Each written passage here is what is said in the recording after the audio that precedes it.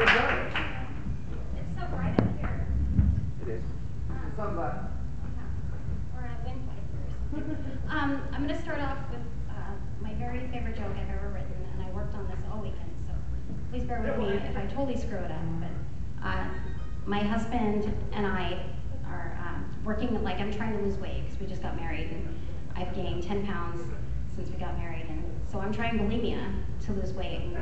My husband, he's totally down for this idea because he's got this great technique for like gagging and puking, and he tells me it's going to make me an internet sensation. He just has to film it first. Yeah, he liked it. And I'll tell you a really funny story about how I met my husband. I was actually working on base as a volunteer for the Red Cross, and he had just returned from Iraq. It was his third tour, and I had like so much respect and admiration for him.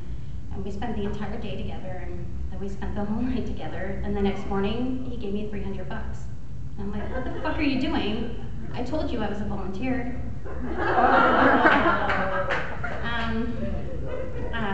And he wants to get that laser eyeball surgery. And like I told you, I'm a little worried because I've gained 10 pounds since we got married. And I stopped shaving my chin, and I'm pretty sure he doesn't like that either. And so I'm worried that if he gets the eyeball surgery, like his eyes, like he'll have 20/20 vision. And I always thought that that would be my like marriage security, would be that he would lose his eyes and I would lose my looks, and like he'd never realize how ugly or hairy I had gotten. And so I'm worried that once he gets the eyeball surgery, it will ultimately lead to divorce, and that would be really, really sad because I totally love not shaving my chin.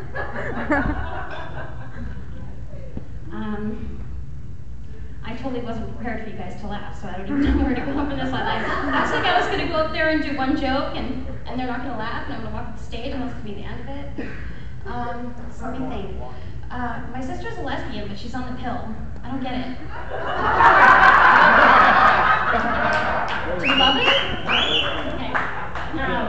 She tells me last week, she's like, Crissy, and this is a totally true story, that's why I'm laughing, but she tells me, I'm just not myself lately. And I look at her, I'm like, what's going on? She's like, deadpan serious. I've been fucking boys. Okay, not as funny as the husband jokes, but let me think. I wasn't, like I said, I wasn't even prepared for you guys to laugh at my first joke, so thank you so much. Let me think of one more. Let me give you guys one more. My kids live in Spokane. I have 3 kids. I have 2 that live in Spokane and 1 that lives in Las Vegas. And they all live with their dads, and I have this super cool nail lady, and she's always like so into everything and so supportive of everything that I do. And she's like, Crissy, how are your kids? And I'm like, oh, I sent them to go live in Spokane with their dad. And she says to me, oh, Crissy, must be nice. And even funnier than that, like I went and saw like her partner the following week, and this is so funny. It's like of all the stories of like not living with my kids, this is the funniest reaction I've ever gotten ever. And he asked me, he's like, oh, so, you know, how is it taking care of your kids? And I'm like, oh, they're gone living with their dads. And he looks at me, and he looks at like the other like lady behind me, and he looks at me, he goes, Rocky.